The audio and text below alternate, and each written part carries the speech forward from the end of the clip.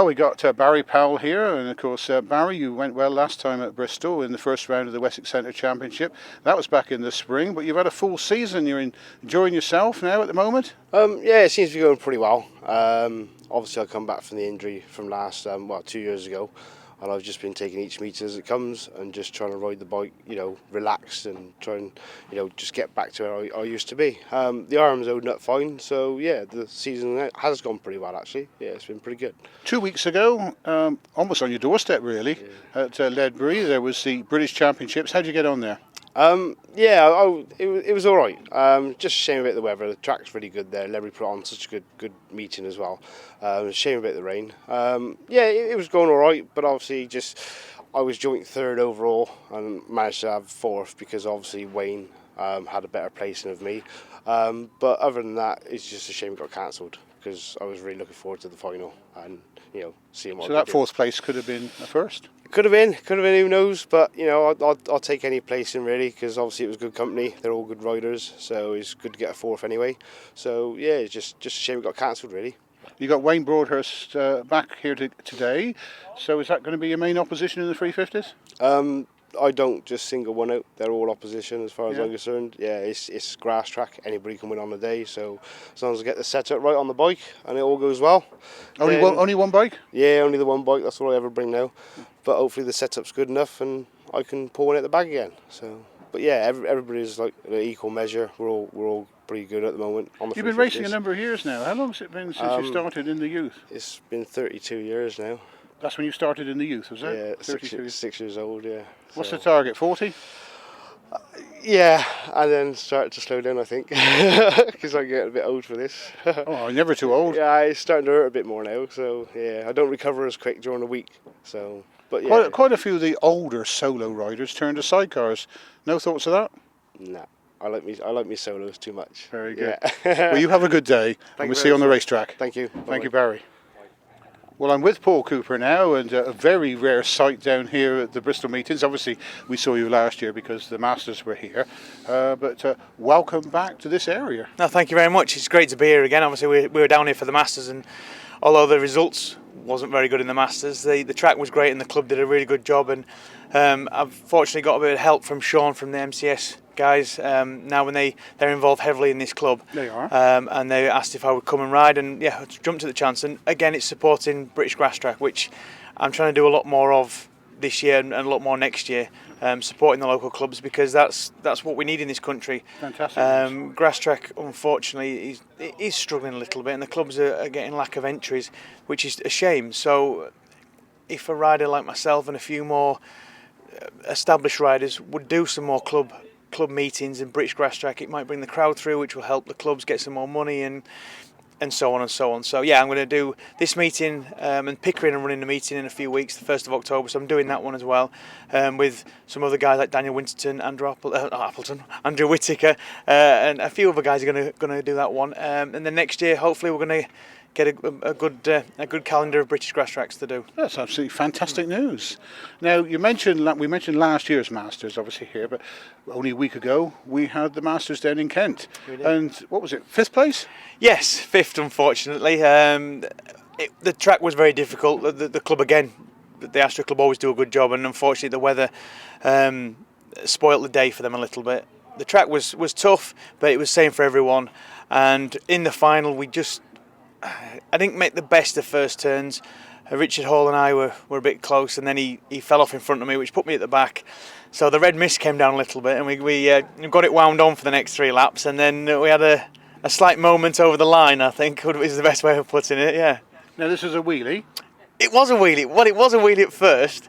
It was a wheelie when we were driving off the turning and wheeling, and I thought, that's all right, got it under control. Then it got a bit bigger, but I couldn't shut off because I was racing with James Wright. And it got a bit bigger and a bit higher, and I thought, right, keep going. Then all of a sudden, all I could see was mudguard and sky, and that was it. So legs came off. One of my hands came off, and we were lucky to hold on to it, to be fair. But were you concerned at the time, or was it too quick? Under control, always under control, man. I was just Hollywooding for the crowd, These guys had paid the money to come and watch something exciting, so I gave them something to watch. Are you going to do this today for us? I think if I do any wheelies today, they'll all be very small wheelies kept fully under control. Now you said MCS support you. How did they get involved with you? With you being up there in sunny Yorkshire? Well, obviously Sean and the guys at MCS have sponsored or supported quite a few Grasstrack riders over the couple of years, and I've always got on well with Sean. We met at the ACU dinner one year and got on very well, and last year he came on board and helped me out, and this year he's done the same again. So yeah, it's really great to be involved with the MCS guys, and thank you very much to Sean and everyone involved with the business and they've helped me out, and yeah, just a bit of payback by coming here and supporting them and the club. Did you know he used to race?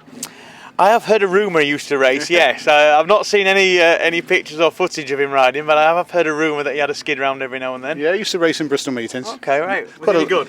Well, average. Is that a good answer? That'll do. Is that okay, Sean? That's fine. Average is good. No, but obviously it's great that he's kept involved with the Grasstrack, from being a rider to a sponsor now. That's what clubs need, and riders like myself need, because the sport of Grasstrack isn't a massively publicised sport, so it's very hard to get sponsors because it's not advertised that much. You don't do their product any good. You know, the sponsors' names don't get seen outside the Grasstrack world, so it's very tough. So it's great that Sean and a company like his have kept involved with the sport and now helping other riders like myself get to meetings and ride at meetings. You know, and it's great that all my sponsors that we've got on the bike, venue to venue, bridge, Ray and Jean, everyone, Track Plus especially, they help me out, as they do to a lot of other riders. If riders didn't have the sponsors, they would really struggle. And going abroad as often as we do, you need that little bit of extra financial help to cover the costs. Talking of abroad, you've been to Germany since the Masters? No. No, I thought you were going to Germany soon, or? I'm going to Roden next week. It's the World Team Cup next week, but I'm actually going with Andrew Whittaker, helping him out because he's in the B licence class there. They're having like the World Team Cup and then a B licence team cup as well. So he's going. So I'm going to jump in the old bus and head out there with him. And that's Andrew's bike behind you? That's Andrew's bike there, yes. So did you come down together? Or? He came down in his van, but we're just working together today and helping each other out, and hopefully he won't beat me. Yeah, because he's been down a few times to Bristol meetings in the past. Yeah, he has, and he's been going very well this year. The last 2 years he's been going well, but this year's focused a bit more on the 500. And obviously with my guidance and my help, he's progressing to be having a good season, really. And yeah, fantastic. He made the semis. I think he was top. Was he 11th or 12th for the Masters as well? So that was one of his best finishes there. So yeah, he's enjoying it. Now he's getting a few rides abroad as well, which is good. Lovely to see you Northerners down here. Well, it's great to be down here, and hopefully we'll have a good day. Have a good day. Thank you. Cheers, guys. Thank you very much. Well, we've now got Alex Davis with us, birthday boy. Of course, you're celebrating your birthday. How old are you today then? 25 today. 24? 25. 25, yeah. Right. So, you're still a youngster then? Yeah, well, yeah, still a youngster, I guess. But, birthday today, and, yeah. Well, last week we saw you at the British Masters. What's your thoughts on it now, a week on? Did you enjoy it? Yeah, enjoyed it. It was obviously a tough meeting, just because of the rain, and it obviously affected the track. But to come away with 9th in my first Masters, I was pretty happy about, and just missed the final. So yeah, because 9th place, and that's only your 7th meeting, wasn't it? Yeah. Yep. That's amazing. So yeah, pretty happy with that. So we'll see what happens, and have a go next year, I guess. Will you finish completely now with Speedway, or are you going to? What's the plans for the future? No, I'm not going to say that I'm going to retire, but if something comes up, I want to ride Speedway, but at the same time I'm enjoying doing this. So yeah, like I say, I'm open to riding Speedway if something happens, but we'll just wait and see. Now you're permanently living now in the UK, aren't you? Yeah, that's right. Yeah. You don't go back home to race in Australia in the winter months? No, I'm staying here for a full winter this year. So yeah, I've married an English woman. So yeah, I'm staying here, and eventually we'll probably move back to Australia, but yeah, not at the moment. So. And you've got 2 bikes today, I see, behind us? Yeah, 2 bikes. So yeah, I've started enjoying it, so I thought I'd buy another bike, and yeah, quite. And MCS is supporting you as well yeah, today? MCS and CDEC and Burnside Chartered Accountants. So yeah. You're doing very well for sponsors. Yeah, there's always room for more, but yeah, I've got to thank all my sponsors like Morris Oils and.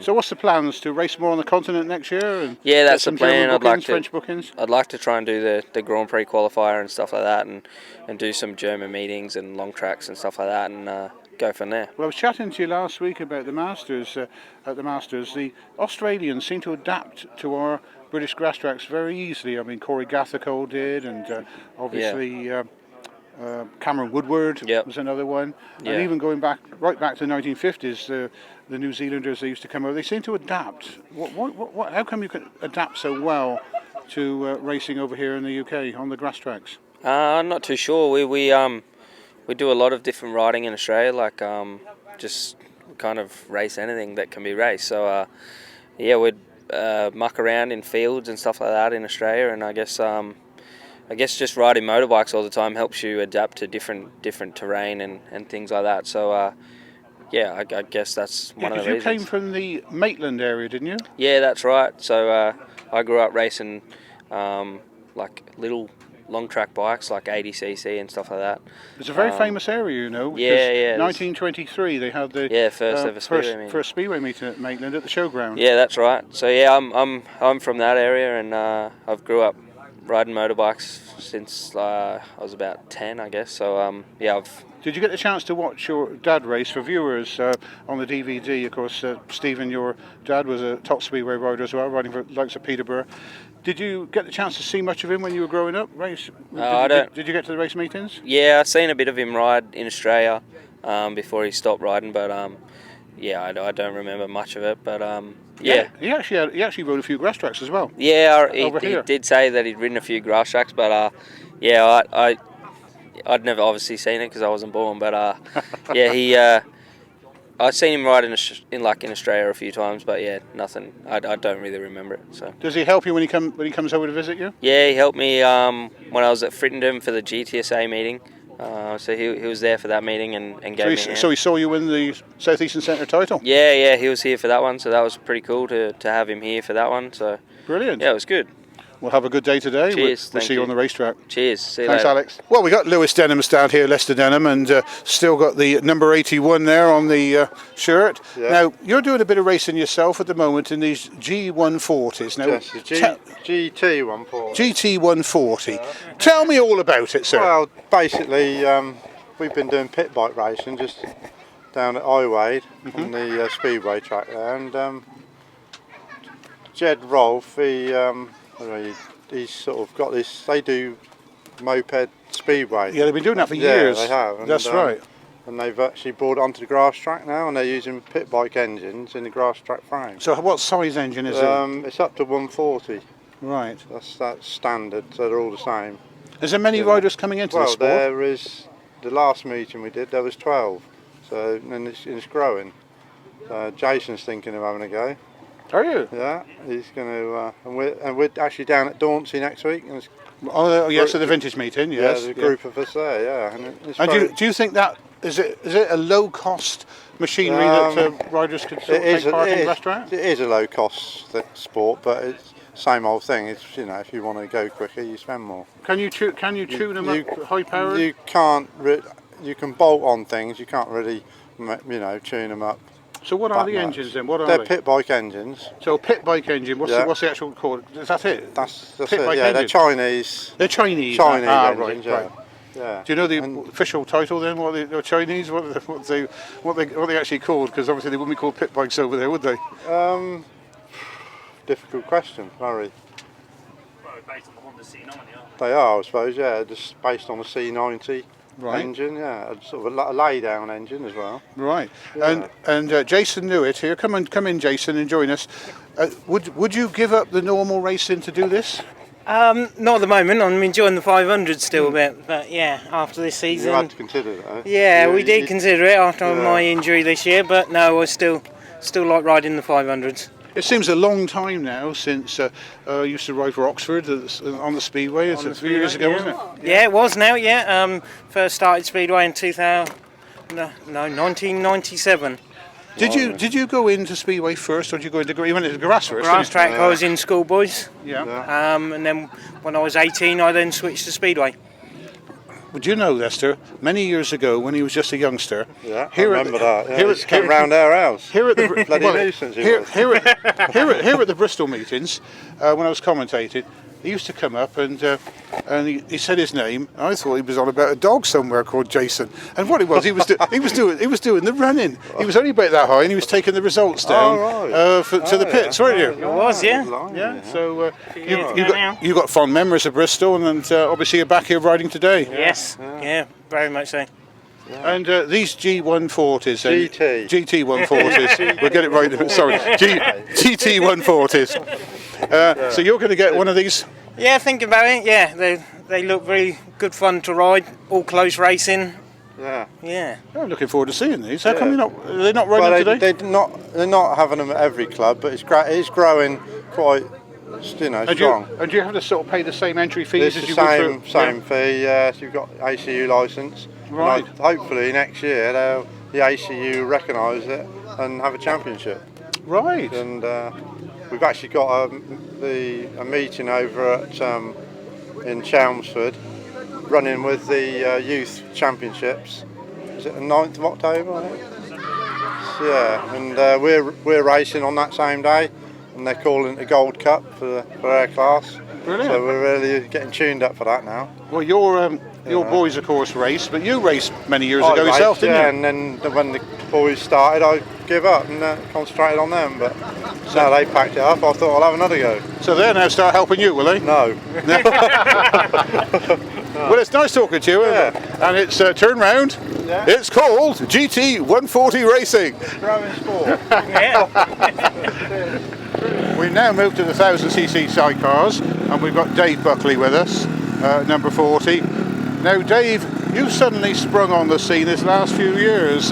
What's your background before you were? Well, I raced back in the 80s. Right. Did a few years back there. Took time out. Come across it on Facebook and thought, I've done that, I'll have another go. Yeah, I did wonder how come that you suddenly appeared on the scene and you knew everything about racing. Yeah, like I say, bit of experience back in the day. Wasn't as good as I am today, as I say, but things have changed. Technology's changed, the bikes have changed. It's a completely different sport to what it was back then. Now, did you enjoy last week? I did. The Masters, of course. Yeah. Of course, yeah. It's the highlight of the year for me, to be fair. Worked all hard last year for it to qualify, and again this year. Had a good sponsor this year on an engine, and unfortunately we blew it up back in Bridgewater. So what do you race then, Dave? What's the machine? We got a Suzuki K6 in there. Suzuki. Yeah. Seems to be. Last year it was reliable. This year seems to not. But one of those things. It's racing, as they say. So you must have had 1980. That's about 30 years layoff, is it? Did you have that long, or is it? I did. Yes. I to be fair, the club I was racing with then were mainly into motocross, and the chap that was there, he sort of got me into motocross. So I had a year out doing motocross sidecar. Which club was that? Portsmouth Motorcycle Club. Which one? Portsmouth Motorcycle Club. Oh, they used to run some big ones. They did back in the airport. The airport, before my time, that was. Was it? Yeah. Because that was in the 80s. They used to run at the airport. Early 80s, yeah.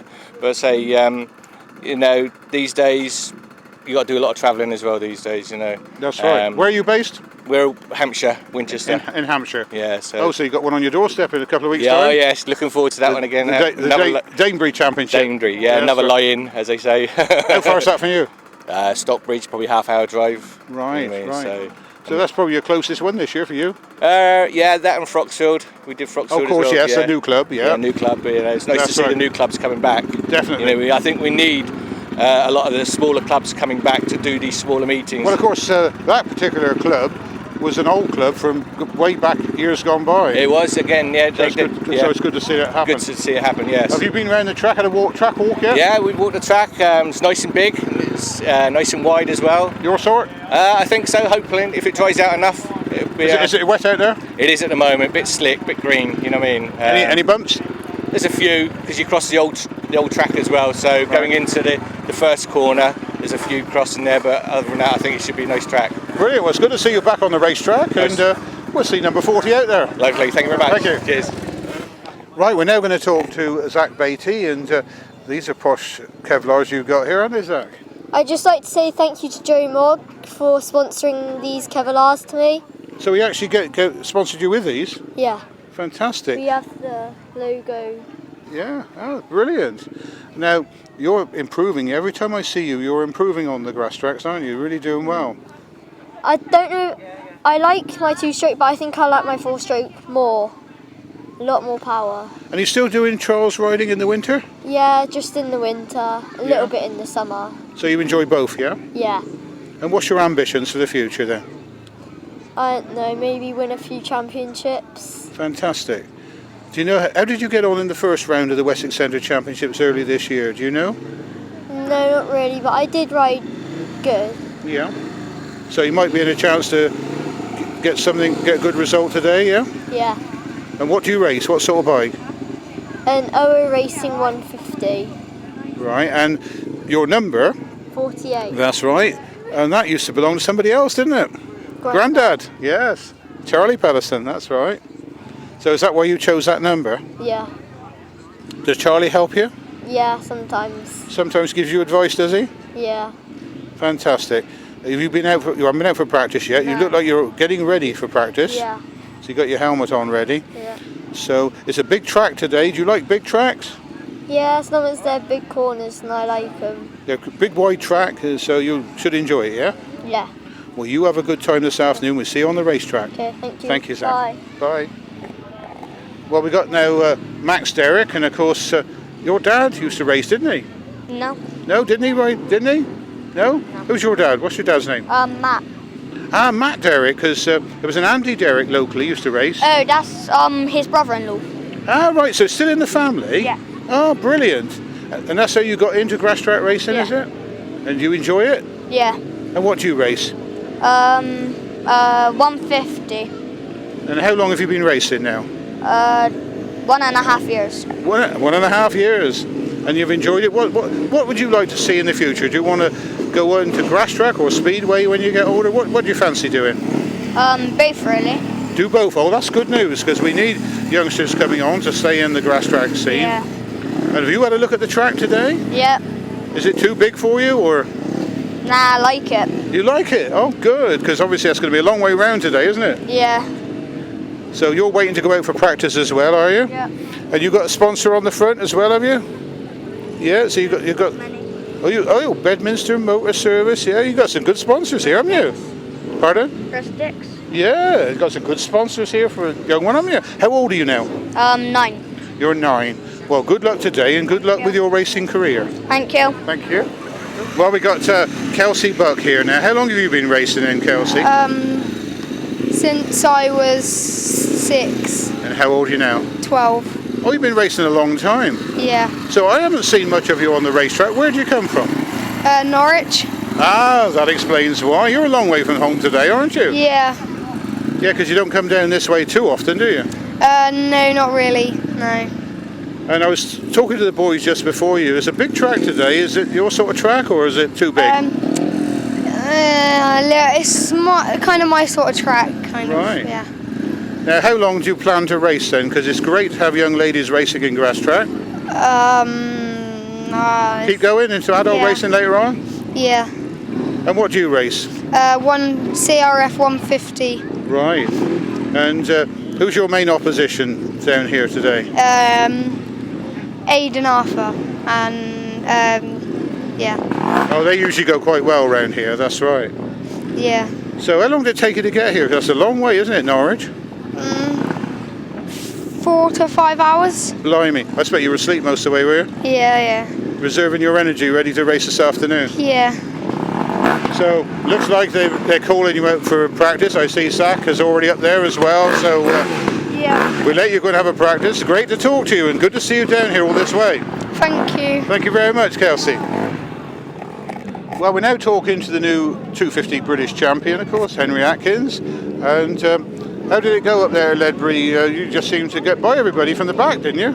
Yeah, it was a really nice track, smooth, just the weather got the better of us, but the track was just such a nice shape, so smooth that I could just use the outside line to try getting around everyone even if I didn't make a gate. So it was nice. So with your speedway experience of sliding the bike obviously on a shale circuit, did that help when the wet conditions came down and you had to sort of slide it around?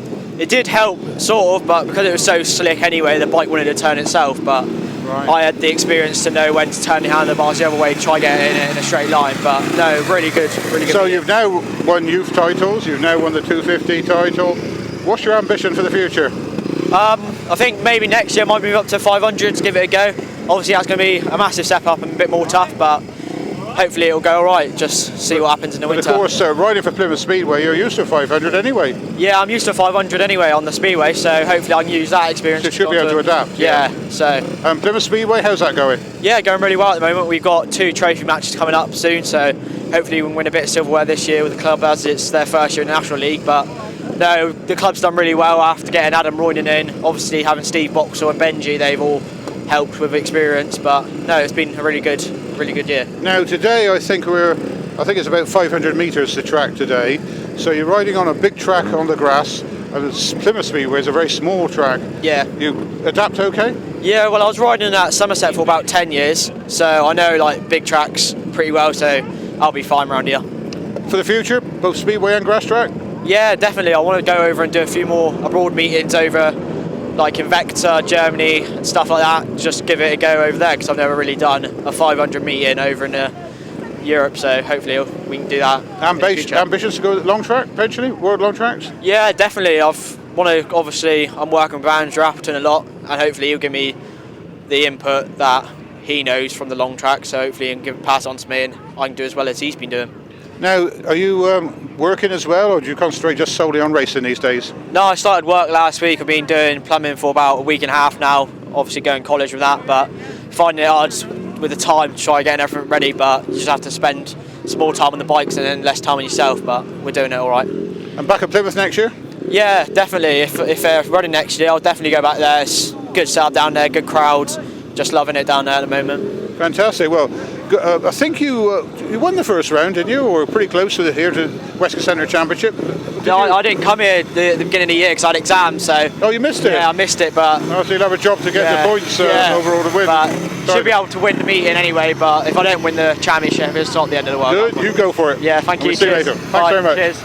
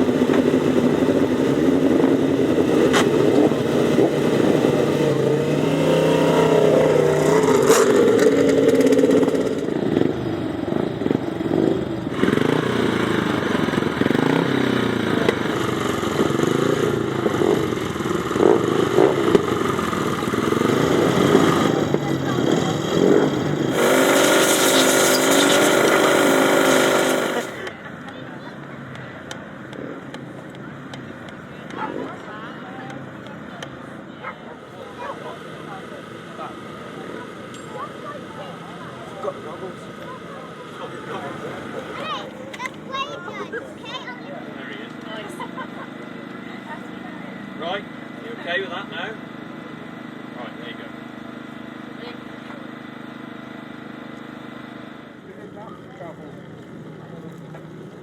Got ya. You've got me. County camera. Graham Thomas, number 314, riding here today in the 250s, and a regular to the Wessex Centre for many years, having a rare out in his number 196, Matthew Classen from Herefordshire. So, and of course we've got a very quick rider in the 250s, Ben Ilsley, as well. So wide open.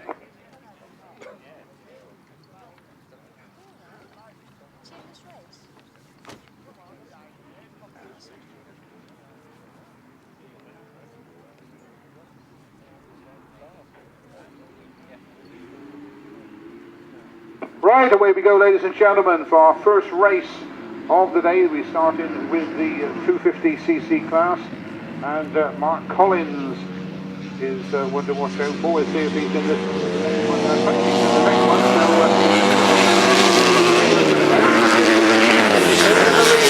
He's taken away from Tim Gregg. Now Tim Gregg, with Henry Atkins, as you saw. He came from the back and he now leads with Tim Gregg just keeping a watching brief behind.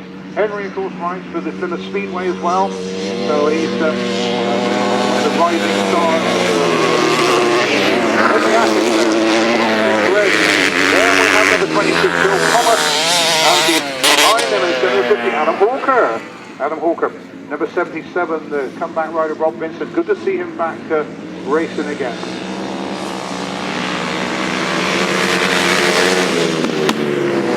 And the whole gaggle of riders behind that. Pelosi in on his final lap. We'll see whether Tim Gregg is close to getting past the back markers, but he doesn't need to worry there because he said he doesn't, because he's already past the back markers and heading for victory. So Henry Atkins from Tim Gregg is how they're going to start off in the 250s today here in the Wessex Centre Championships. So Henry Atkins in second place, and then Phil Thomas in third. We'll just check with the lap scores shortly, and then we'll give you the official result, ladies and gentlemen. Right, ladies and gentlemen, the result, you've got your positions on the side of your race chart. So the winner was number 29, Henry Atkins. Second was number 10, Tim Gregg. Third, number 22, Phil Thomas. Fourth, number 50, Adam Hawker. In fifth place, number 77, Rob Vincent. Sixth, number 44, that's Paul Watts. In seventh place, number 23, Jake Gearing. And in eighth place, number 99, that's the blank space there, for Lewis Pugh. So that was a win then for Henry Atkins, number 29. Second, number 10, Tim Gregg. Third was Phil Thomas, number 22. So we're already on to race number 2. Staying with leg 1 with the 250cc class.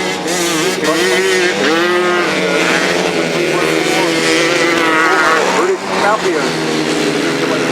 Thomas hit the first person, and certainly pulling away. Ben Ilsley also had a good start there as well, and Ollie Stanford, a famous name there. I believe possibly grandson of Bill Stanford, possibly, I'm not sure, but certainly Stanford. 314 lane, Graham Thomas. Mark Collins is now up to third place, number 305.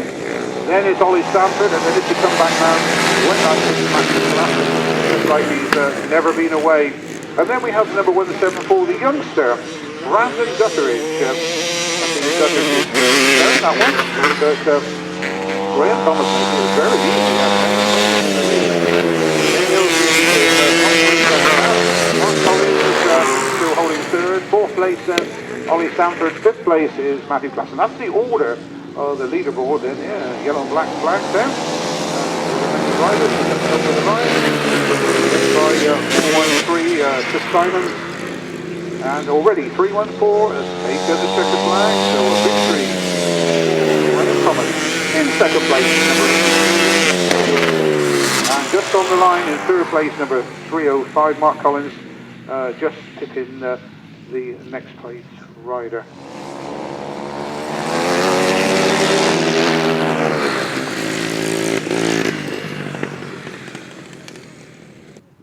The result of race 2, the 250cc, in first place, number 314, Graham Thomas. Second, number 82, Ben Ilsley. Third, number 305, Mark Collins. In fourth place, number 11, Ollie Stanford. Fifth, 196, Matthew Klassen. In sixth place, number 174, Brandon Gutteridge. Seventh, number 413, Chris Simmons. And in eighth place, number 815, Paul Duffy. So that was a win for number 314, Graham Thomas. Second, 82, Ben Ilsley. Third, 305, Mark Collins. Fourth was number 11, Ollie Stanford. Fifth, 196, Matthew Klassen. Sixth place, 174, Brandon Gutteridge. Seventh, 413, Chris Simmons. And in eighth place, number 815, Paul Duffy.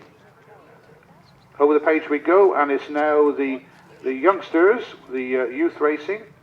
This is leg 1.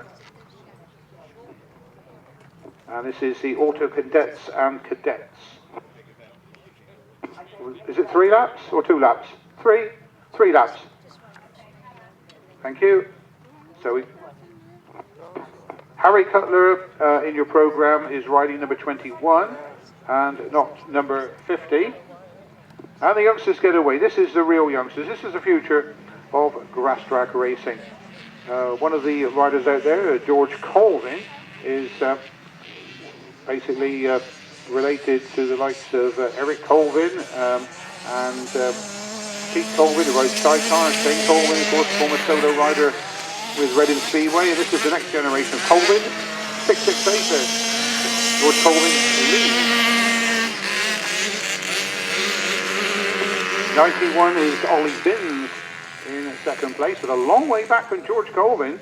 And obviously this runs at shorter laps because obviously it's a very big track for these little bikes, these little 50cc and 80cc bikes, so it's very small. But as you can see, George Colvin is certainly doing the business here. Yellow-black flag goes out for him. He's on to his final lap and just pulling away. So 668 your leader. Then we got a bit of a gap until we get our second place rider, and it's still Ollie Binns, number 91, holding out second place. And then Harry Cutler, another one of the Cutlers from Hampshire, from the Bournemouth area, coming through on the Grasstrack scene. Then is Jacob Phillips, number 34. And then Charlotte Arthur, the young lady, number 30. As the winner takes the checkered flag, 668 George Colvin then takes the glory in heat number 3.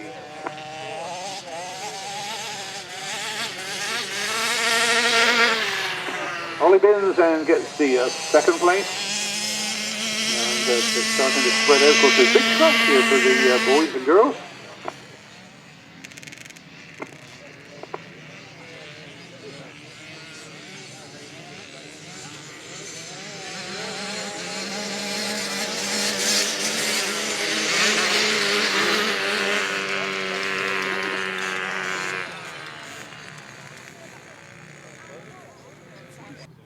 Right, let's give you the result of the youth, the autos, the cadets. A win for number 668, George Colvin. Second place, number 91, Ollie Binns. Third, number 21, number 50 in your program, but it's number 21, Harry Cutler. In fourth place, number 34, Jacob Phillips. And fifth place, number 30, Charlotte Arthur. So a win then for 668, George Colvin. Second, 91, Ollie Binns. Third, 21, Harry Cutler. Fourth, number 34, Jacob Phillips. And fifth, number 30, Charlotte Arthur. Right, they come up to the line then for the 350cc class. And we've got a few Midland boys in here, Ryan Ashcroft, Liam Ashcroft and Tommy Crew. So some of the Midland riders here. And of course we got some local riders, including 89 Luke Tuck out of this one as well.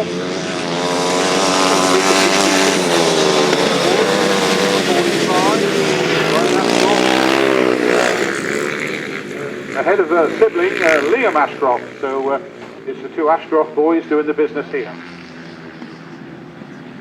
You may remember, of course, some of you older fans, of course, Phil Ashcroft, not such a long time ago, he was racing.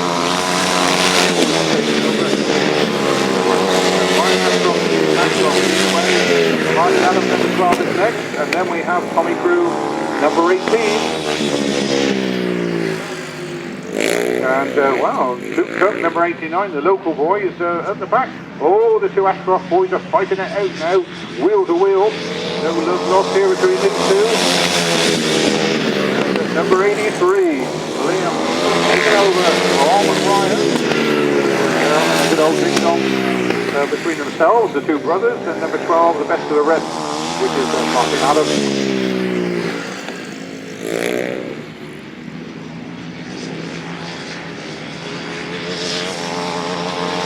So the checkered flag goes down.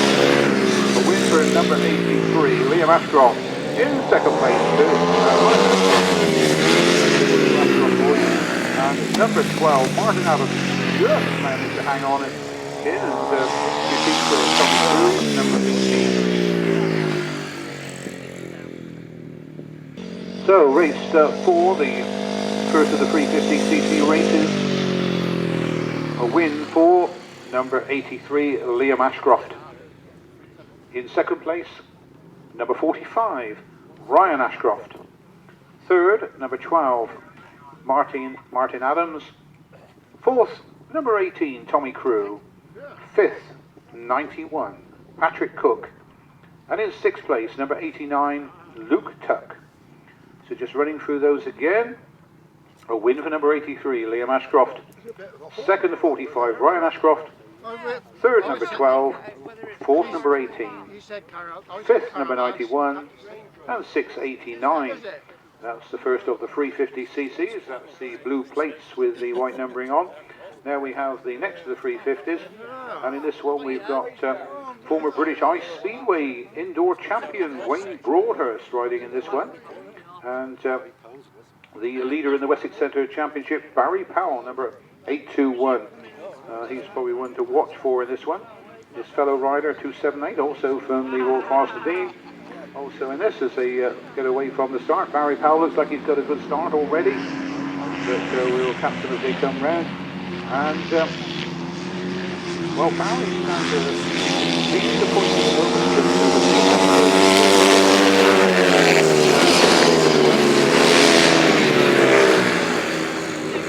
With Wayne Broadhurst, the other rider I mentioned, making a comeback this year.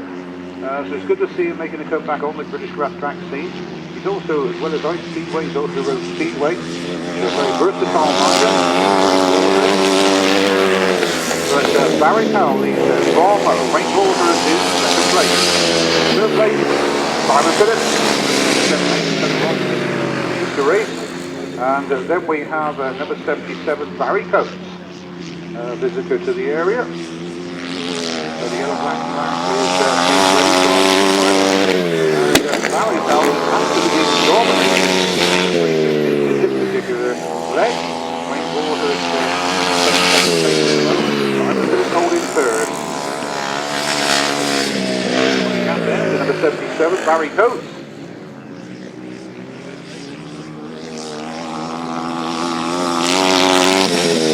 Barry Powell, 821, takes the victory in race number 5. Wayne Broadhurst then gets that second place. 278, Simon Phillips gets third place.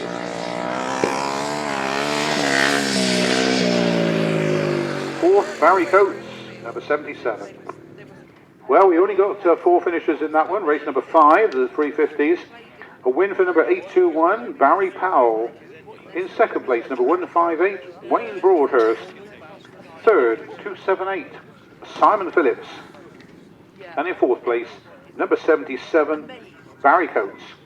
So that was first 821, second 158, third 278, and fourth number 77. Right, now we come on to the upright CC. That's where the engines are upright in the machines. In the bikes, and we have an addition to the programme, number 431, Steve Russell. Steve Russell, an addition to the programme. Rob Vincent also making a return in the uprights. We saw him in the 250s just now, but probably 2 to watch for, possibly Dave Hammond, number 120, and Chris Malone, multi 350cc champion in the Wessex Centre. Chris, very experienced rider, and obviously Dave Hammond, also very experienced as they get away. Looks like Dave Hammond's got a good start off the line.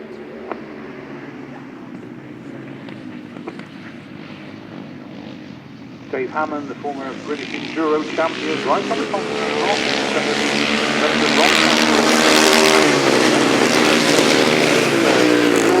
Now got the better of Dave Hammond. Now Chris Malone is a very, very experienced rider. He's been racing for at least 40 years, because he rode in the youth Grasstracks and he rode in adult racing in the 1980s, and still racing now. Very, very experienced.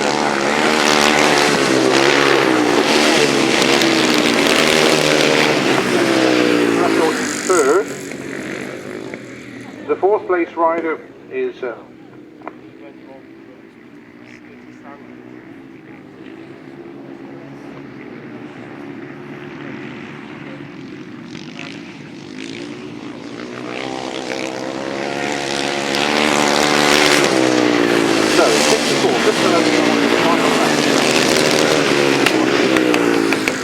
rider number 21, then it's Steve Russell.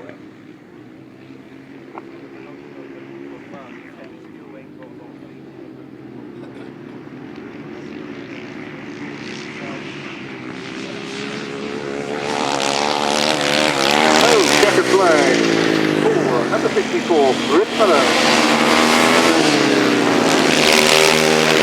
Number 21 there got the better of Dave Hammond. So Dave Hammond gets third place.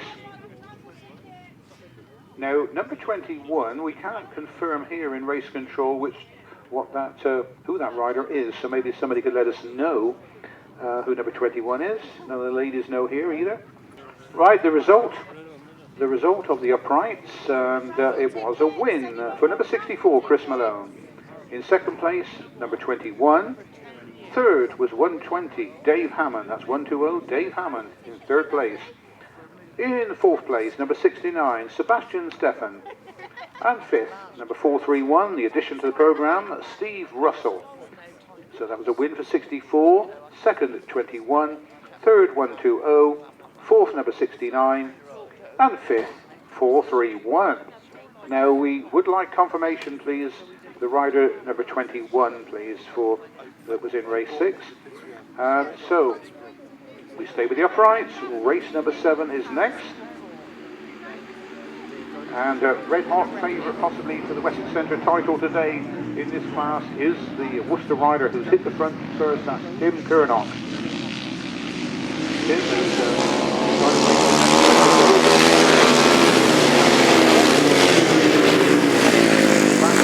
back to the last section, winning major awards including British Prix 75 and all classic ones, and behind him of course is Mike Dowling, a local rider, moved away to Warwickshire, number 282.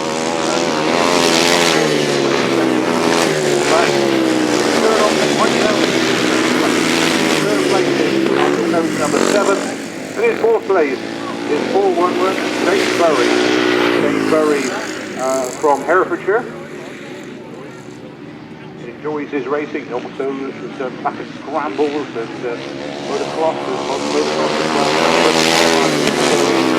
One lap to go for number 726, then turn off my galley to hold the second place. Then number 7, Dave Burry just hanging on in there ahead of another comeback rider, Glyn Stanton. Great to see Glyn Stanton back on the action again this year, of course. Number 811. But the checkered flag goes out. Number 76. Tim Curnock. Mike Dowling gets second place. Number 7. And of course, Dave Burry was next, and Dave Burry was fourth, and fifth, just on the line, was 811 Glyn Stanton there. Just the result of the uprights for race 7, leg 1, a win for 726 Tim Curnock. In second place, number 282 Mike Dowling. Third, number 7 Nigel Coates. Fourth, 411 Dave Burry. In fifth place, number 811 Glyn Stanton. In sixth place, number 511 the Welshman Rob Morgan. Seventh, number 815 Paul Duffy. So the winner was 726, followed by 282 in second place. Third was Nigel Coates, number 7.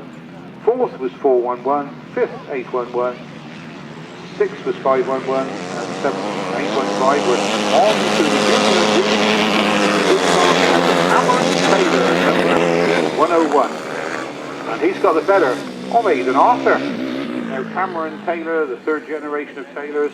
Granddad is Roger Taylor, that's famous for the RTS bikes. And his dad, of course, Mark Taylor. And Uncle Neil Taylor. And another, this is the next Taylor on the Grasstrack scene. And this is Cameron Taylor. Place Aidan Arthur, number 60. Third, number 77. That's Kelsey Buck. And then we have Zach Beatty, number 48. Kelsey Buck, she was telling me that they're all the way down from Norwich today to race. I think it's the first time we've probably seen her at a Bristol meeting. So it's good to see young ladies racing on the grass track scene. So it's good to see Kelsey down here from all the way to Norwich. Cameron Taylor is going to have to go. Second place, number 68, and Arthur. Those people well clear. Kelsey Buck being chased by Zach Beatty, who's being sponsored with the Kevlars by Joe Mogg. And Kelsey having a great scrap over there, the far side of the circuit with Zach. Cameron Taylor, 106, who takes the victory. Second, Aidan Arthur. Kelsey Buck, he hangs on in there to take that next place, with Zach Beatty in fourth.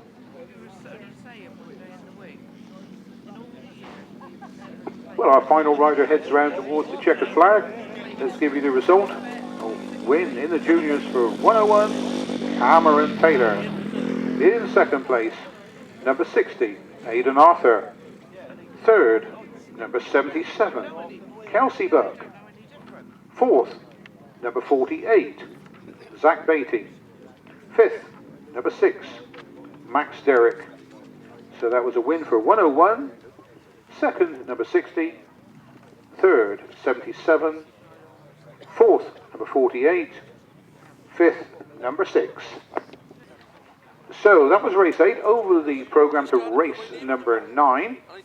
And this is the pre-75s. This is the bikes pre-75 bikes.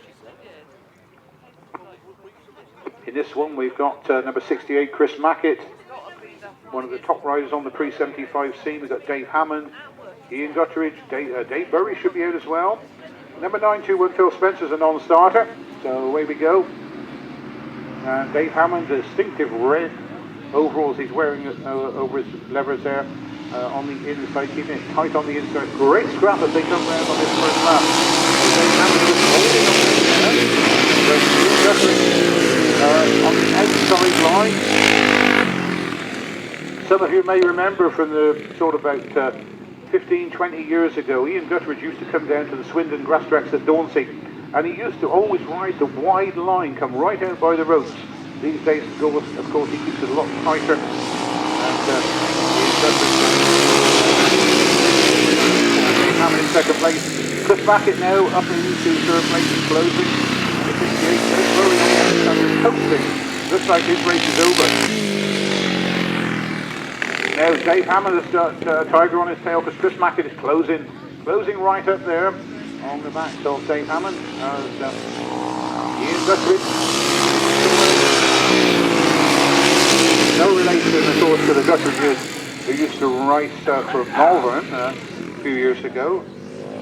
Ian and Ivan Gutteridge, so this is a different way in his time up at Leicester in the past. And it's 174 Ian Gutteridge who's going to take the second place.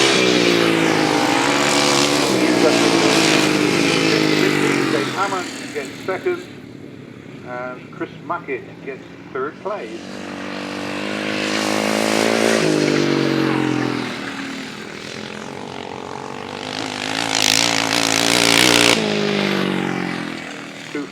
Seven then gets the fourth place. The result of the pre-75s, race 9, a win for number 174, Ian Gutteridge. Second, number 120, Dave Hammond. Third, number 68, Chris Mackett. Fourth, number 257, Brian Pay. And in fifth place, number 44, Paul Watts. No points there for Dave Burry, who retired.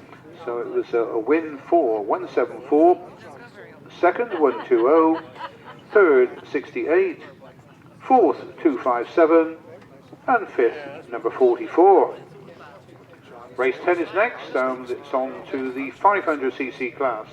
And the pace hot stuff, we've got Charlie Saunders, number 25 out. We got 47, Callum Walker. We got Alex Davies out in this one. Andrew Whittaker is riding number 17, another one to watch for in this one. One of the Northern Invaders here today.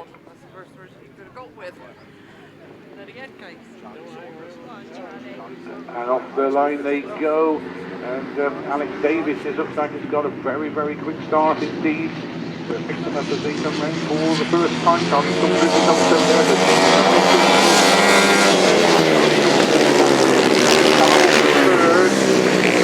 Then number 17. Next, that's Andrew Whittaker. So, for the favourites there. So, Charlie Saunders there being hounded down by Alex Davies. So, Charlie, of course, the local rider.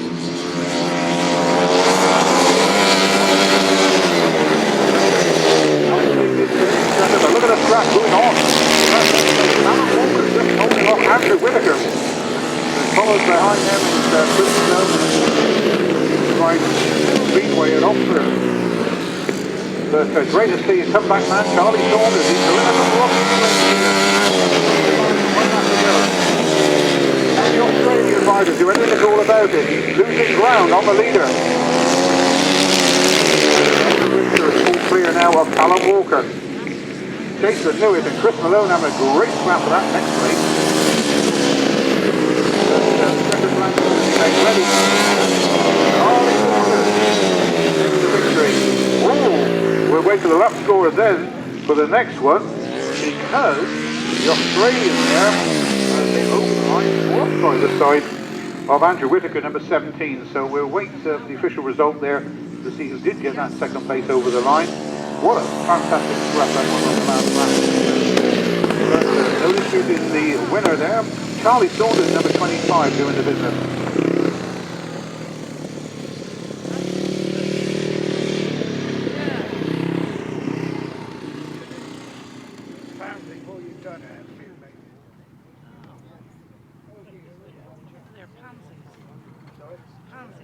Well, it's good to see Chris making his way back. Let's give you the official result.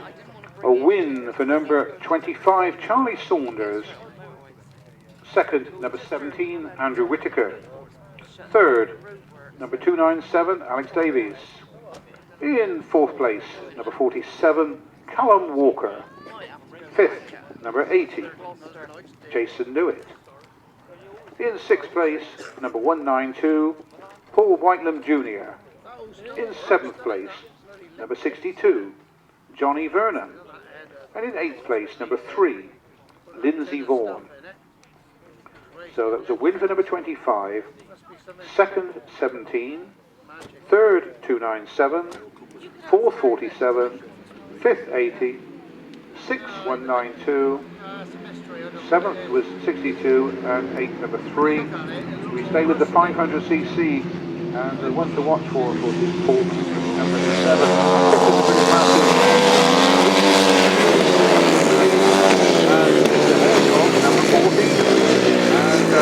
I'm sure you'll all be pleased to see the local Swindon rider back in action, John Jeffries.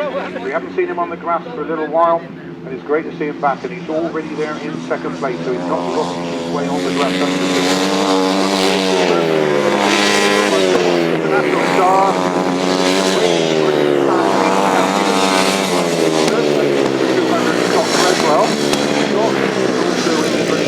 Last week, and then we have former international rider Jeffrey Evans, number 111. So that's the order of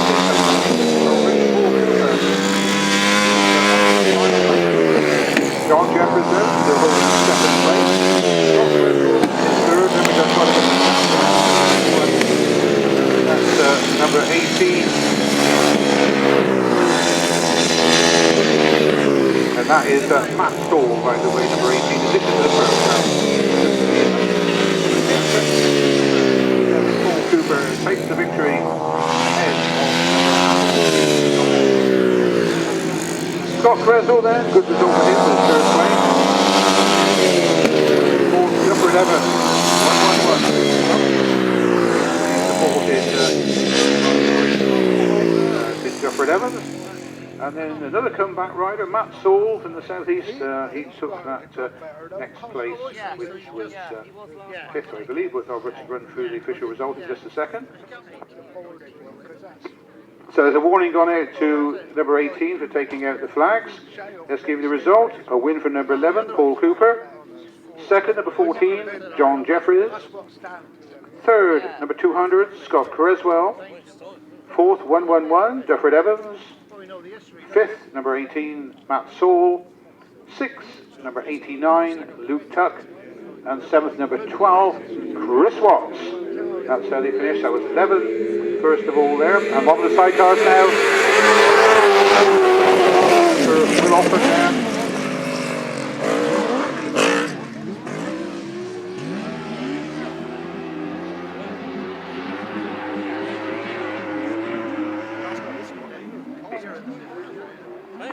Well, number 80 there, Will Offen being hounded here by Tom Cossar, who did so well last time. Third place one is Simon Hill and Roland Broomfield. But look, Tom Cossar's shadowing Will Offen. He's trying to close that gap on the far side from us. And can he get through? Will Offen's just holding him back. Tom Cossar makes his move as they come round the pit corners. Can he get through on the inside? He's going to try. He comes up the inside, but he doesn't get through.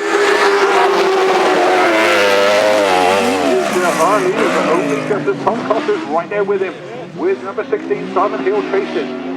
That's the battle between these three. Will Tom Cossar make his move again? He closes, starting to close right up as they go into the pit corner. And he's going to try the outside line this time. It's wheel to wheel as they come around. The yellow and black flags out. But it's going to be Tom Cossar switch to the inside. No, he doesn't. Will Offen holds him back. And while this is happening, the rider in third place is starting to close on them as well. So Simon Hill's starting to close, but at the moment Tom Cossar looks at the inside line. Is he going to get through? This time he looks like he is. It's wheel to wheel as they come round towards us. But Will Offen's going to get there. He's holding on. What a race that was. Will Offen holding on Tom Cossar. Incredible racing, ladies and gentlemen. And third was number 16, Simon Hill. I think that was 5 laps, but I think it's only 4 or something. So not sure what happened there. But anyway, it was a win for Will Offen. Now we don't have his passenger details, but I think it was Sam Black is the passenger. So number 80 there, the winner, Will Offen. Second place, Bob, can you hear me? Is it Sam Black? Yep, Sam Black is the passenger for Will Offen. So win for number 80, Will Offen and Sam Black. In second place, number 29, Tom Cossar and Wayne Rickard. And in third place, number 16, Simon Hill and Roland Broomfield. We have a warning gone out from the clerk of the course for Tom Cossar and Wayne Rickard.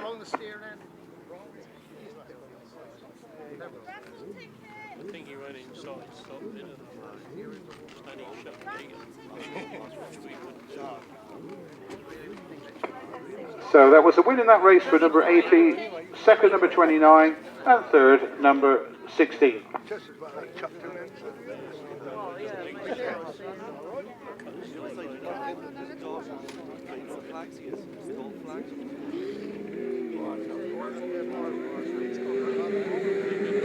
Right, away we go, and John Hitchcock has leading away. Still going, whether his race is over or not, I'm not sure about that. But anyway, this outfit you'll see out in the lead. This one's actually up for sale if anybody fancies taking on becoming a sidecar driver for next year. John Hitchcock, veteran passenger Terry Mably in the chair. Then we have Disdale. That's a D instead of a B. It says B in the program, and it's Disdale, D-I-S-D-A-L-L, not D-I-S-D-A-L-L. Those of you got your program. Well, these two riders have been racing since the early 1960s, both of them. Jake Butler, made a return to Grasstrack racing.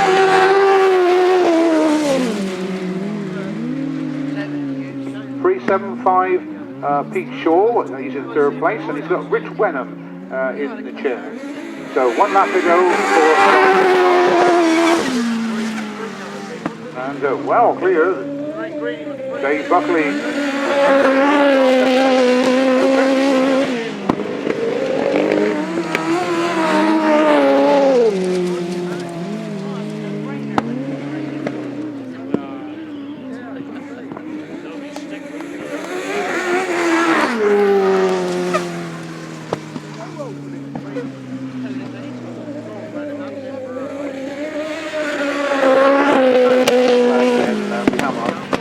And the other one coasting around.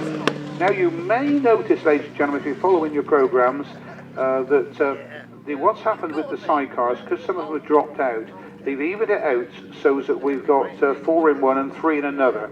So okay, they're not actually in the wrong heats, it's just that they've sorted it out accordingly so as we get a full grid for the sidecar races. So in this one, which is race 13, it was a win for John Hiscock and Terry Madley.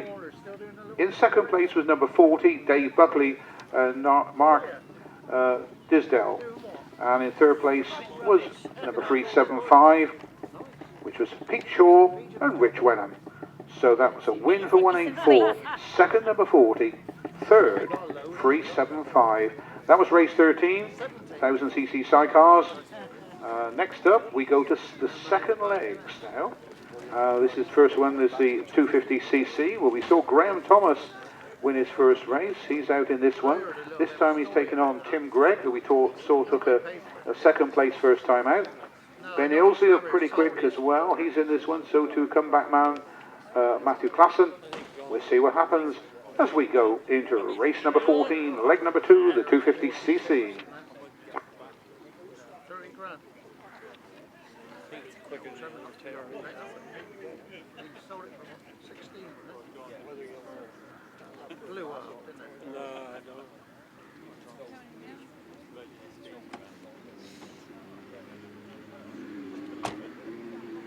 Oh, away we go with the 250cc. Tim Gregg making a good move up the inside there. Graham Thomas on the outside. It's Graham Thomas who's got the lead as they come round the first time. So 3-1-4.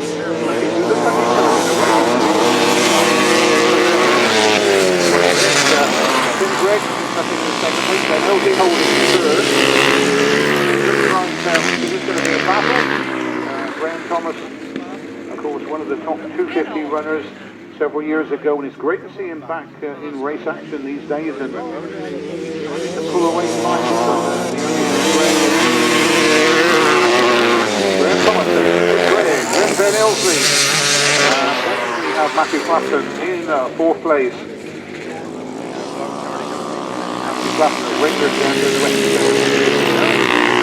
And then we got 815, Paul Duffy and Paul Watts behind him, and then number 20.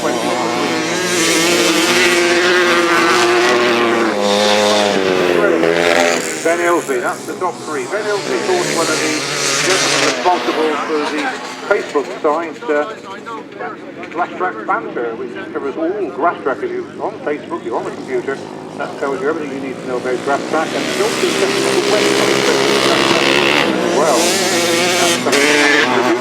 3-1-4, next to victory.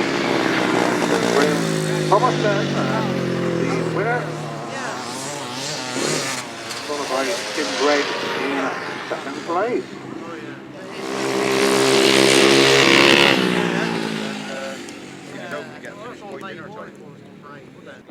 The 250cc, race number 14, the second leg, a win for number 314, Graham Thomas. In second place, number 10, Tim Gregg. In third place, number 82, Ben Ilsley. Fourth, 196, Matthew Klassen. In fifth place, number 815, Paul Duffy. And in sixth place, number 44, Paul Watts. Seventh, number 23, Jake Gehring. So that was a win for 314. Second, number 10. Third, number 82. Fourth, 196. Fifth, 815. Sixth was number 44. And seventh, number 23. We stay with the 250s, and we got the British champion out next, number 29 in this one, Henry Atkins.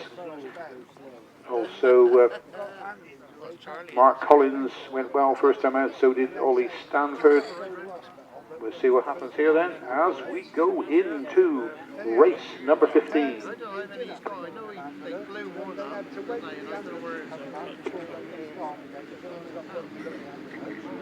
Now we'll watch for Henry. Henry started off that second. He's making his move now around the outside. And really sharp.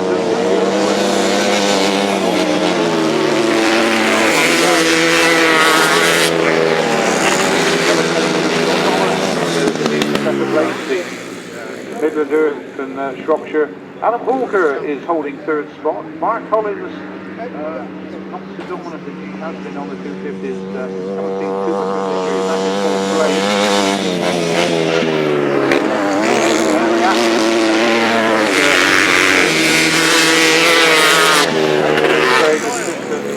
Good battle there between Rob Vincent, number 77, and 11, Ollie Stanford having a good scrap downfield. But up front and well, just Henry Atkins going like a rocket. Well clear, and it makes it look so easy.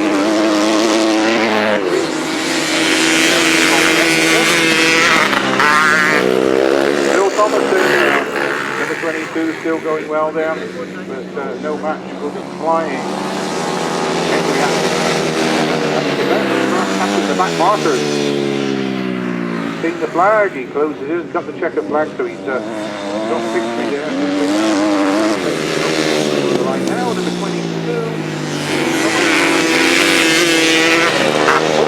Just manages to hang on. So number 50 there gets that third place ahead of the Mark Collins, who was closing the door, closing it, I should say, right up the line. Race number 15. Leg 2 of the 250s. That's 2 races, 2 wins for young Henry. So race 15, a win for number 29, Henry Atkins. In second place, number 22, Phil Thomas. Third, number 50, Alan Hawker. Fourth, number 305, Mark Collins. Fifth, number 11, Ollie Stanford. In sixth place, number 77, Rob Vincent. Seventh, number 413, Chris Simons. 8th, number 174, Brandon Gutteridge. And 9th, number 99, Lewis Pugh. So that was a win for 29. Second, 22. Third, number 50. Fourth, 305. Fifth, number 11. Sixth, number 77. Seventh, 413.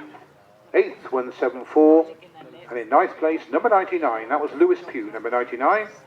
And now we move on to the youngsters, the youth riders.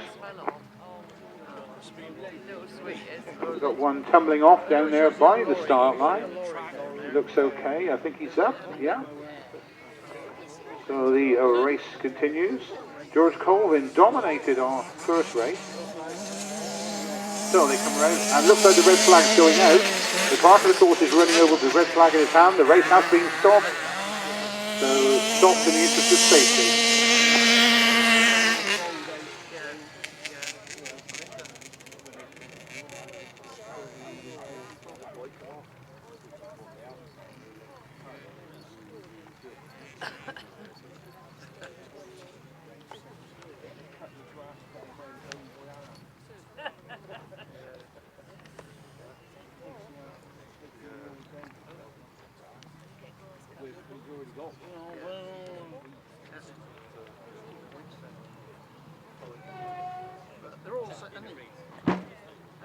I buy a set, I buy probably a set the price I'd give for one, see? Nobody wants to sell you one. We've rung every bloody scrapyard in Wales. But yeah, then on the net, look all over. So we're away again then for the youngsters, and we got one as obviously on the infield that's out of play, but we have just 3 riders in this one now. 3 centres behind me.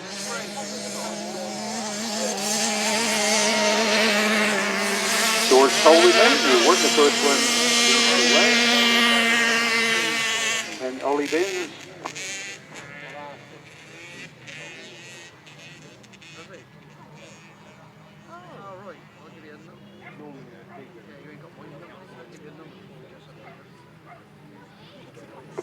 So as the auto cadets and cadets make their way around, our leading rider is George Colvin at 668, with the second place rider number 91 Ollie Binns, and in third place is number 50 in your program, but that's number 21, that's Harry Cutler.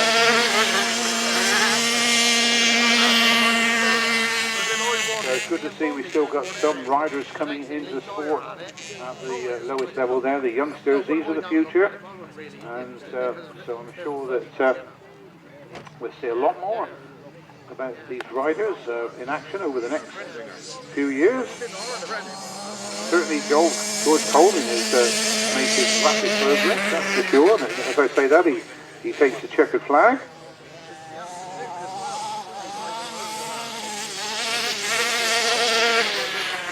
Second then to Ollie Binns, number 91, Harry Cutler with his third. So just three finishers then in race 16. A win for 668, George Colvin. Second, number 91, Ollie Binns. And third, number 21, Harry Cutler. Now we go on to the 350cc. Barry Powell was the dominant rider first time out. It says Rowell in the program, but that's Barry Powell. And he's got to be leading the Wessex Centre Championships, there's no doubt about that. He's got Wayne Broadhurst in this one, 158, who went well first time out. Yeah, I was going to drive through. No, I better. I couldn't do that. Excuse me. What, on the pen? Thank you, darling.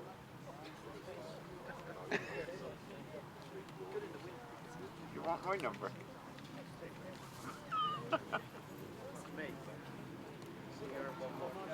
That's all I can find if you found.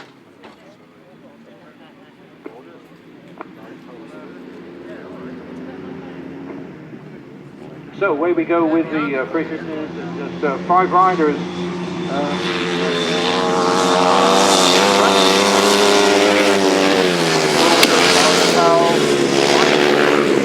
And then Luke Tuck having a better ride this time. Although as I say that, Tommy Crew goes on the inside. Now this is going to be interesting to see how this battle develops between Wayne Broadhurst and Barry Powell. Barry closing in. Oh, it's gone down. He's doing off. So get back on. Yes, he has got the bike going. So he's still going to.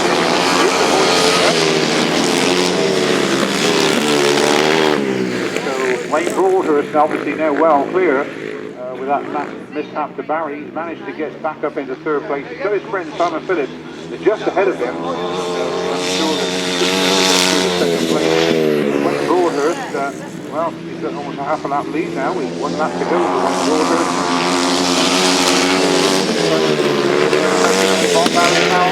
Barry Powell closes up, goes round the outside in the second place, so he's still going to find on some points here. Wessex Centre title.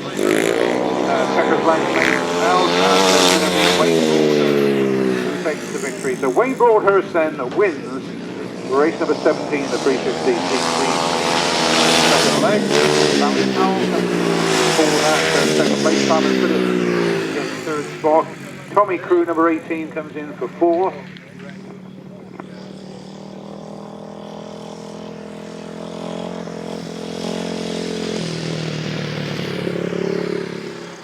And Luke Tuck coasted in there for 5th place.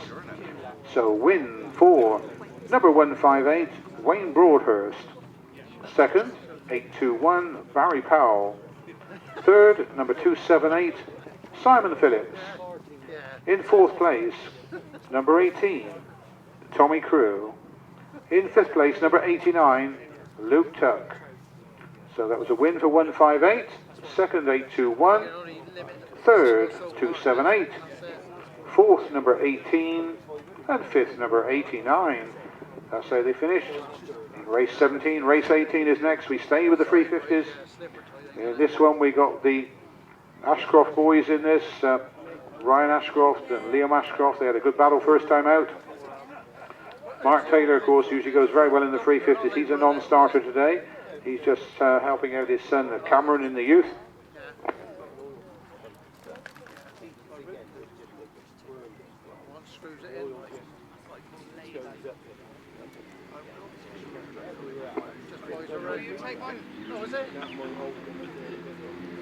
So away we go, and we got the two Ashcroft boys who hit the front, so looks like they're going to be two of the main contenders to battle against Wayne Gordon.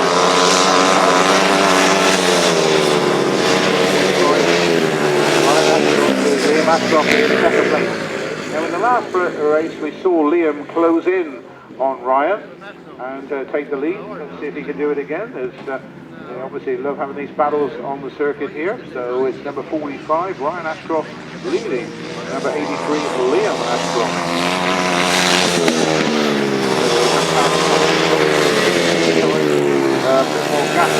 Martin Adams is in survey number 12. Then we've got Patrick Crook, number 91. And Barry Coates, number 77. Now we'll see whether Ryan can hold on to that lead. It looks like he's got a good lead at the moment. So he's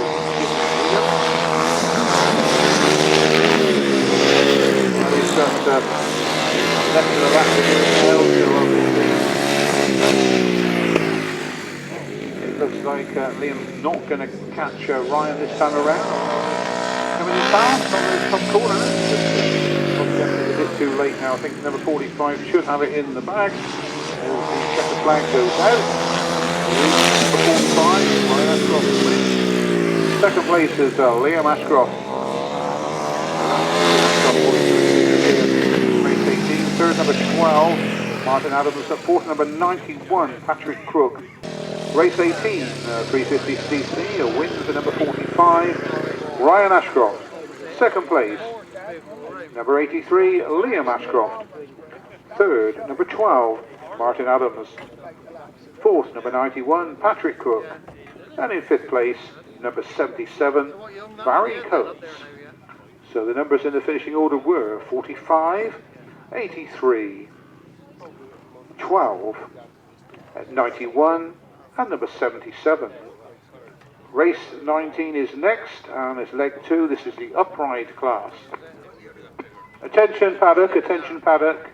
The officials say there's to be no riding in the pits. Somebody's been caught riding their motorcycle in the pits. You're not allowed to ride the bike in the pits for health and safety. So please, riders, there's no riding in the pits. Thank you. Oh, you're still at home? Why? Now we're on to the uprights, and we've got Dave Hammond out, and it's Tim Kernock, of course, the one to watch. And it is Tim Kernock who streaks ahead. Dave Hammond goes into second place.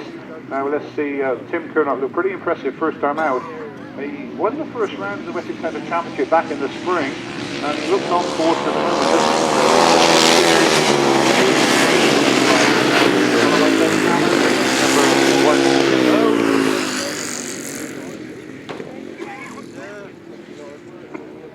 So number 2, Ben Phillips, is the rider number 2, who is in third place, closing in on Dave Hammond as well. So, but Tim Kernock looking good.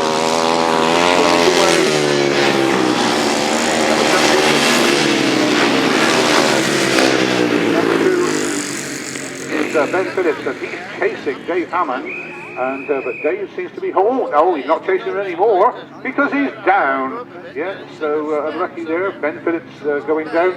Oh, and the red flag has gone out, and the race has been stopped in the interest of safety.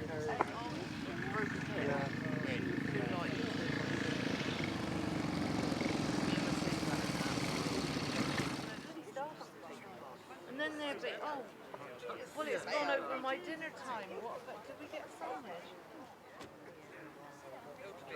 Oh, it was awful. The politics. I was so sorry. Yeah. Right, the tapes rise, and away we go. Tim Kernock gets the flyer. He's followed through by Dave Hammond. And but Tim Kernock has looked so quick indeed today. He's from Worcester, and looking very, very impressive as he comes down.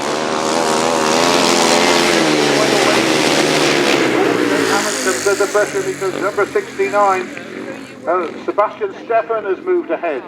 Now that's Sebastian started off riding in pit bikes, and he was also mechanic for James Wright, who was riding in the Masters last week. So Sebastian Stefan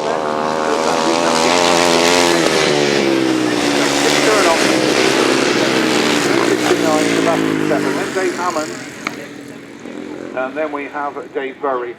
And of course you can see the connection between James Wright, of course, and Sebastian Stefan, because obviously that's James Wright's racing number, isn't it, what he's got on the bike. But Tim Curnock then, he leads the way. White flag. Final lap. Very easy indeed. Dave Hammond hasn't given up at all.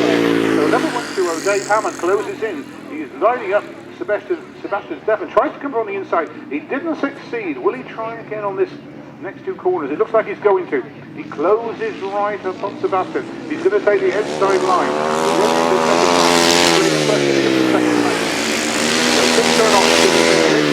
Dave Hammond did it. He got by. So a good victory there for Tim Curnock. But what a battle that was for second place, with Dave Hammond fighting back up into that second spot. Right, the result of the uprights, race 19, the rerun, and well, it was a win. Number 726, Tim Curnock. Second, number 120, Dave Hammond. Third, number 69, Sebastian Stefan. And in fourth place, number 411, Dave Burry. So a win for 726, second 120, third 69, and fourth 411. That's how they finished in race 19. Uprights then, race number 20, leg number 2, the addition to the programme is 431, Steve Russell. We got Mike Dowling, he had a second place first time out, he's in this one, 282. And we've got Rob Vincent, of course, making his return, he should be out here. Chris Malone looked very quick first time out, so we'll see what happens here as we go racing here in race number 20. Well, you could understand it. Well, you were supposed to be working, that's what you used to get is.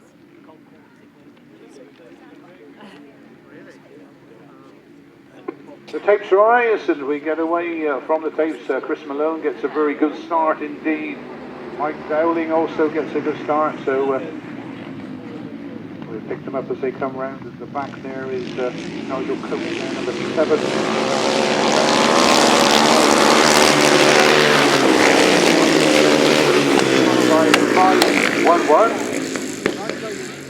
511, Rob Morgan also rides, he's rode in scrambles and very much part of the Grasstrack movement up in West Wales, where they hold a lot of pirate meetings. They don't get published, I should say, these pirate meetings. Where a lot of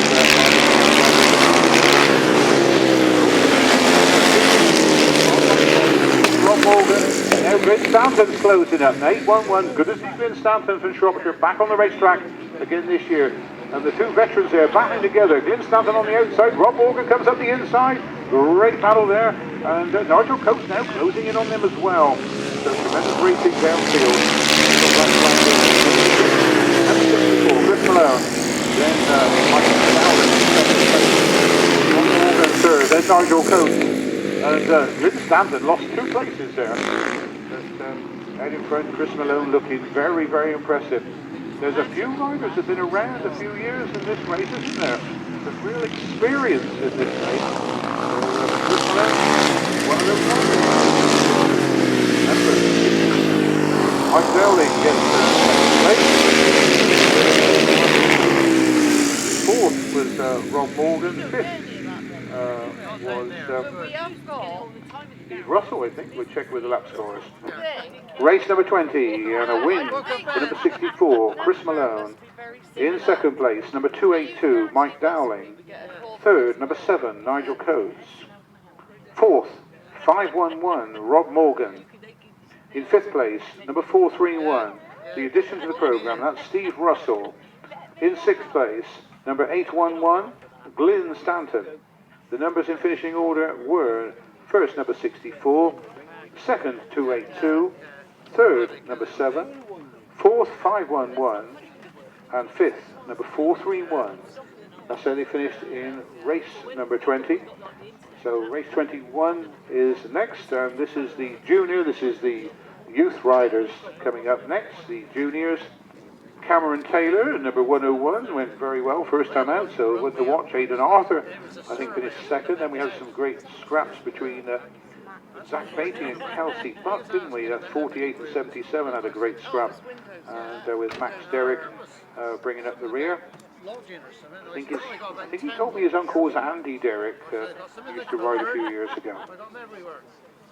Zach Beatty, of course, grandson of Charlie Patterson, who's assistant clerk of the course today.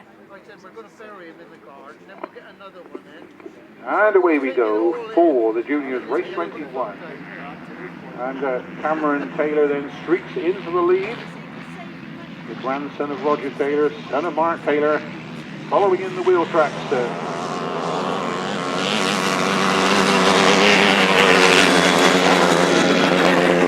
Arthur is in second place. Kelsey Buck is in third, but coming under pressure from Zach Beatty. Zach Beatty closes up on the outside of Kelsey.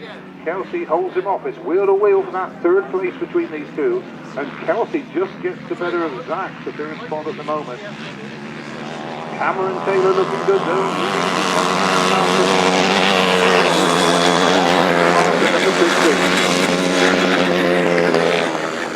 Kelsey Buck still holding third, but here comes Zach again. Zach is closing in very fast indeed, goes round the outside of Kelsey. But Zach goes wide. Kelsey comes back at him, comes up the inside. What a scrap this is for third place between these two. Aidan Arthur's not letting Cameron get away. In the final lap, Aidan Arthur decides to up on Cameron Taylor. So we have two races here in one, basically. Aidan Arthur closing right up on Cameron as they go into those top corners. Can he make his move? He is going to make his move. He closes right up. He's gone for the inside line. Is it going to be inside? Whoa, outside is gone. And it comes down towards the center. Cameron Taylor's going to hold it off.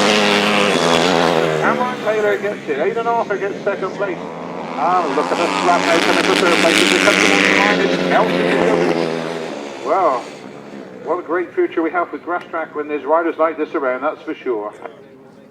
So we just wait for number 6, Max Derrick, to come round, but we can start to give you the result of race number 21. For win 4, number 101, Cameron Taylor. In second place, number 60, Aidan Arthur. Third, number 77, Kelsey Buck. In fourth place, number 48, Zach Beatty. In fifth place, number 6, Max Derrick. So the numbers in finishing order: first, number 101. Second, number 60. Third, number 77. Fourth, number 48. And in fifth place, number 6. Next up, race 22, leg 2 of the pre-75s. Well, Ian Guttridge was the man who did the business first time out. Let's see what he can do here against the likes of Dave Hammond and Chris Mackett. And of course, Dave Burry also went well. We don't have 666, we don't have 921, they're non-starters.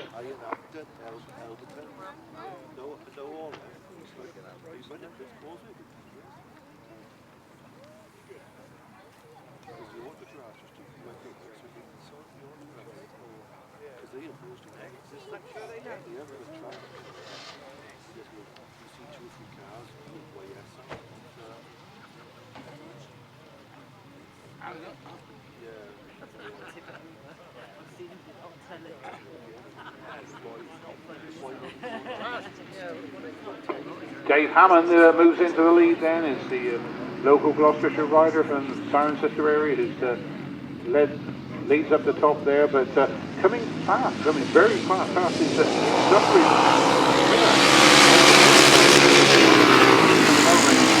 Chris Mackett in third place, what's it breeze? Chris Mackett closes right up between the front two. Ian Guttridge is going to make his move. He takes the outside line. He goes round the outside of Dave Hammond. Dave Hammond fights back up on the inside. Oh, this is going to be a battle between these two. And one mistake and then Chris Mackett will be through. But at the moment, it's Dave Hammond back in the lead. Chris Mackett now come on the inside. So Chris Mackett moves up into second place. Now he's floating in on the leader. So it is out in front. Chris Mackett then looking good as he closes right upon Dave Hammond. Ian Guthridge is not going out of it. He's still there in third place. So round the top two bends they come, and it's Dave Hammond who holds the lead. The yellow black flag is Chris Mackett right on the back wheel of Dave Hammond. Look how close he is as he goes into those big corners.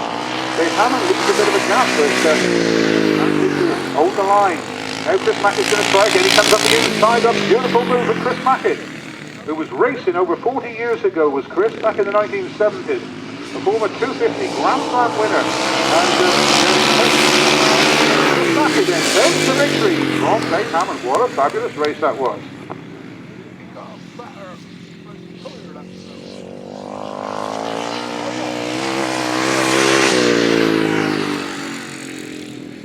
Well, sensational racing with the pre-75s, and a win for number 68, Chris Mackett. Second, number 120, Dave Hammond.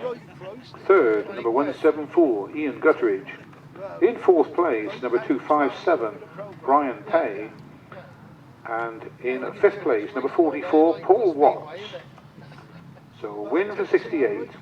Second, 120. Third, 174. Fourth, 257.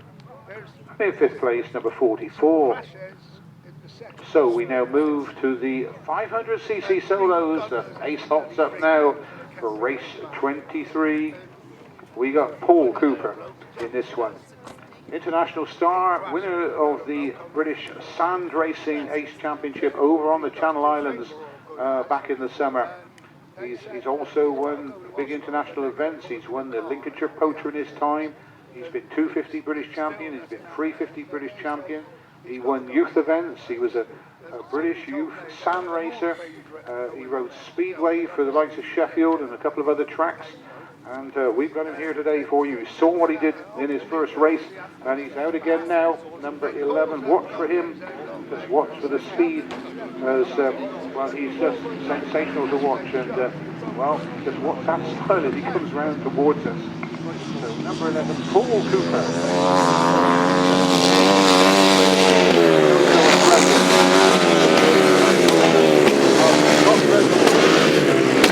Qualified for the Masters this year from Evesham.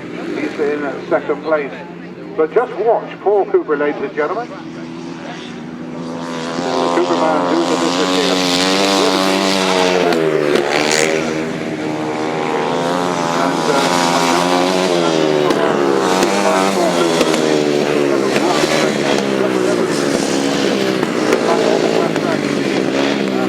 The injury is number 111 is holding third place. Yellow black looks over his shoulder. You can't understand where the opposition is. So Paul Cooper there.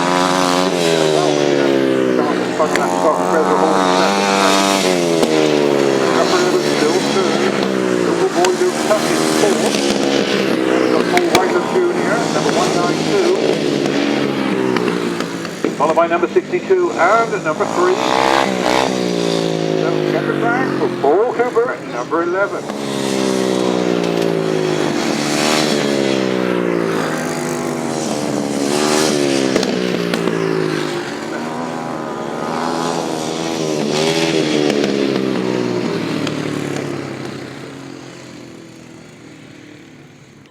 Race 23, the result, leg 2 of the 500cc.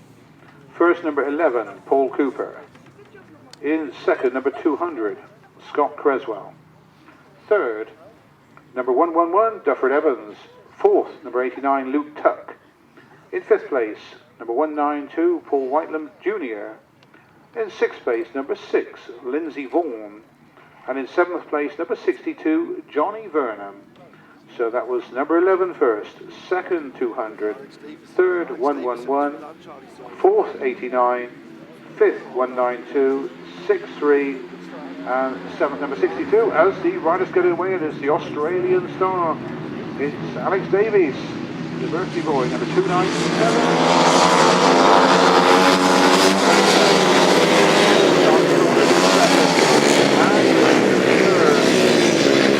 battling for that next place. But Alex Davis is ahead of Charlie Saunders. Charlie Saunders must be leading the Wessex Centre Championship at the moment. He did well in the first leg and he won his first heat, but this time the Australian is going to go. Charlie Saunders.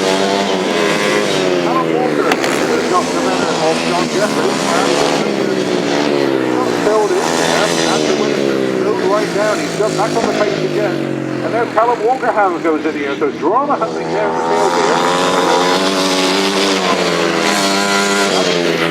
Very, very quick indeed. Charlie Saunders Alex Davies. This is only his 8th ever Grasstrack. Of course, he's top line speedway, speedway runner, so it's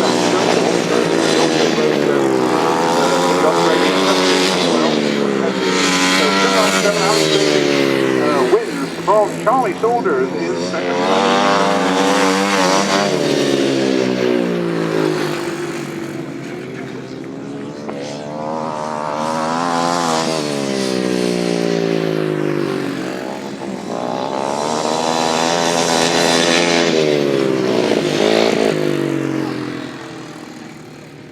The result for your programmes then, race 24, the 500cc leg 2. A win for number 297, Alex Davies. In second place, number 25, Charlie Saunders. Third, number 14, John Jeffries. In fourth place, number 17, Andrew Whittaker. In fifth place, number 80, Jason Newitt. Sixth, number 12, Chris Watts. In seventh place, number 18, Matt Saul. And in eighth place, Callum Walker, number 47.